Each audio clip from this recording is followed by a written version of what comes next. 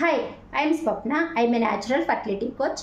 Fertility problems ఉంటే first doctors suggest చేసే treatment ఏంటి అంటే ఐవీఎఫ్ ఒక costly process.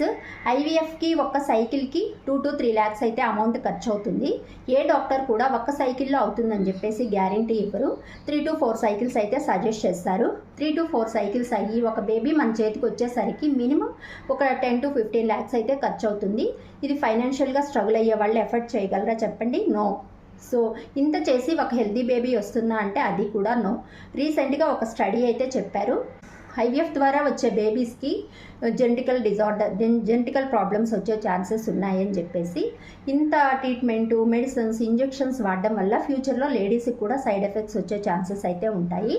So as a natural fertility కోచ్గా మనం సజెస్ట్ చేసేది ఒక healthy diet, personal guidance, emotional support. So ఆలోచించండి మీరే ఏది బెటరు అని.